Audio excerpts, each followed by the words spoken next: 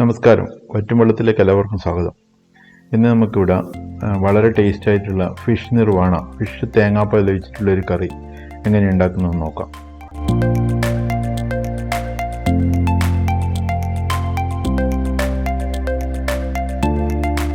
അപ്പോൾ ഇത് ഉണ്ടാക്കാൻ വേണ്ടിയിട്ട് നമുക്ക് ആദ്യം തന്നെ മീൻ നല്ലോണം മസാല മാരിനേറ്റ് ചെയ്ത് വെക്കണം. മസാല വരട്ടി വെക്കാൻ വേണ്ടിയിട്ട് നമുക്ക് മസാല ആദ്യം തന്നെ ഉണ്ടാക്കാം.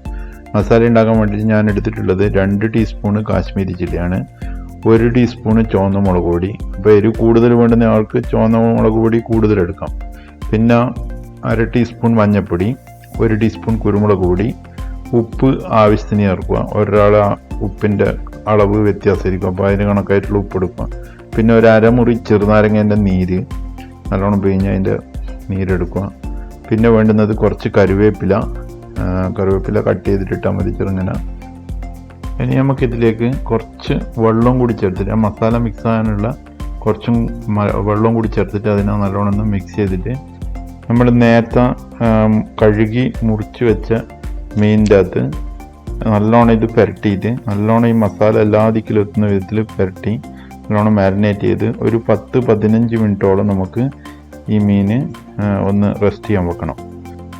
ഫിഷ് നിർവാണനെ കൊണ്ട് പറയാമെന്ന് വെച്ച് കഴിഞ്ഞാൽ, ഈ മീനിൻ്റെ അകത്ത് വളരെ വേഗത്തിൽ ഉണ്ടാക്കാൻ പറ്റുന്ന ഒരു കറിയാണ് ഫിഷ് നിർവാണ.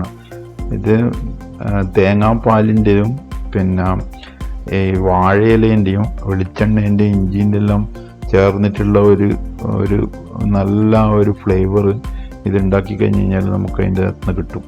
അതാണ് അതിൻ്റെ ഒരു ടേസ്റ്റ്.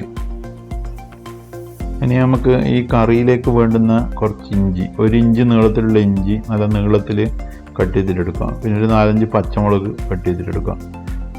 കുറച്ച് കരിവേപ്പിലയും വേണം നമുക്കിതിന് വേണ്ടിയിട്ട്, അതും എടുത്ത് വെച്ചിട്ടുണ്ട്. ഇനി നമുക്കിത് ഉണ്ടാക്കാൻ വേണ്ടിയിട്ട്, കറി ഉണ്ടാക്കാൻ വേണ്ടിയിട്ട് ഒരു അടുപ്പ് കത്തിച്ചിട്ട് മീഡിയം ഫ്ലെയിമിൽ തവ വെക്കുക. ആദ്യം തന്നെ നമുക്ക് മീനൊന്ന് ഫ്രൈ ചെയ്തെടുക്കണം, അതാണ് ഇതിൻ്റെ ഒരു ഹൈലൈറ്റ്. ഫിഷ് ഒന്ന് ഫ്രൈ ചെയ്തെടുക്കണം. അപ്പോൾ ഇത് ഫ്രൈ ചെയ്യാൻ വേണ്ടിയിട്ട് ഒരു തവ നമ്മൾ അടുപ്പത്ത് വെച്ചിട്ടുണ്ട് മീഡിയം ഫ്ലെയിമിൽ. വെളിച്ചെണ്ണ തന്നെ ഉപയോഗിക്കണം. വെളിച്ചെണ്ണ ഉപയോഗിച്ച് കഴിഞ്ഞാൽ മാത്രമേ അതിൻ്റെ ടേസ്റ്റ് കിട്ടും.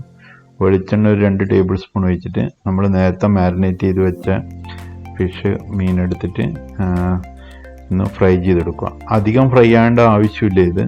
ഇത് ഒരു ഹാഫ് കുക്ക്ഡ് ആയാൽ മതി. അതിൻ്റെ പുറം ഭാഗം ഒന്ന് ഇതായിട്ട് കിട്ടിയാൽ മതി, ഒന്ന് ഹാഫ് ഫ്രൈ ആയിട്ട് കിട്ടിയാൽ മതി.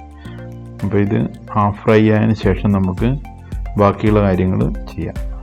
ഇനി നമുക്ക് ബാക്കിയുള്ള കാര്യങ്ങൾ എന്ന് പറഞ്ഞു കഴിഞ്ഞാൽ, ഈ തവ മാറ്റിയിട്ട് നമുക്ക് അതിൻ്റെ അകത്തേക്ക് ഒരു അപ്പച്ചട്ടിയോ അല്ലെങ്കിൽ മീൻ ചട്ടിയോ എന്തോ വെച്ച് അതിൻ്റെ മുകളിൽ ഇല വെച്ച് ഇതിനെ കുറച്ച് വെളിച്ചെണ്ണ ഒഴിച്ചിട്ട് ഈ ഫ്രൈ ചെയ്ത് വെച്ച മീൻ അതിലേക്ക് വെക്കുക. എന്നിട്ട് 1 കപ്പ് തേങ്ങാപ്പാൽ, നല്ല എന്താ പറയണ്ട, 1-ാം പാല്, 1 കപ്പ് പാല് നമ്മൾ ഇതിൽ ചേർത്തിട്ട് നേരത്തെ കട്ട് ചെയ്ത് വെച്ച ഇഞ്ചി നേർങ്ങനെ കട്ട് ചെയ്ത് വെച്ചതും പച്ചമുളകും പിന്നെ കുറച്ച് കരിവേപ്പിലയും കുരുമുളക് പൊടിയും ആവശ്യത്തിന് ഉപ്പും കുറച്ച് വെളിച്ചെണ്ണ ആവശ്യമുണ്ടെങ്കിൽ നമുക്ക് ചേർക്കാം, അതൊരു ടേസ്റ്റിന് വേണ്ടിയിട്ടാണ്. അതും കൂടി ചേർത്തിട്ട് ഒരു 10 മിനിറ്റ് തിളച്ച് കഴിഞ്ഞ് കഴിഞ്ഞാൽ ഒരു 10 മിനിറ്റ് ഇതിനെ നമുക്ക് വേവിക്കണം. എന്നാ പറയേണ്ടത്, അത്ര ഒരു 10 മിനിറ്റ് മാത്രമേ വേവൂ ഇത്. അതിൽ കൂടുതൽ വെന്ത് കഴിഞ്ഞ് കഴിഞ്ഞാൽ ഫിഷിൻ്റെ ടേസ്റ്റ് നമുക്ക് മാറിപ്പോവും. അപ്പോൾ ഫിഷ് ഒരിക്കലും ഒരു 10 മിനിറ്റ് കൂടുതൽ വേവിക്കരുത്. ഒന്നാമത് നമ്മളിത് ഫ്രൈ ചെയ്തെടുത്തതാണ്, പിന്നെ അത് നമ്മളിപ്പം തേങ്ങാപ്പാലിൽ വേവിക്കുന്നുണ്ട്. അപ്പോൾ അതുകൊണ്ട് ഈ ഒരു 10 മിനിറ്റിൽ കൂടുതൽ ഇത് വേവിക്കാൻ പാടില്ല. വേവിച്ച് കഴിഞ്ഞാൽ അതിൻ്റെ ടേസ്റ്റ് പോകും. അപ്പോൾ നമ്മളിതൊരു 10 മിനിറ്റ് വേവിച്ച് കഴിഞ്ഞ് അത് തീ ഓഫാക്കുന്നതിന് മുന്നായിട്ട് അതിൻ്റെ അകത്ത് കുറച്ച് കരിവേപ്പിലയും പിന്നെ കുറച്ച് വെളിച്ചെണ്ണയും കൂടി ഒഴിച്ചിട്ട് വാങ്ങി വെക്കുക.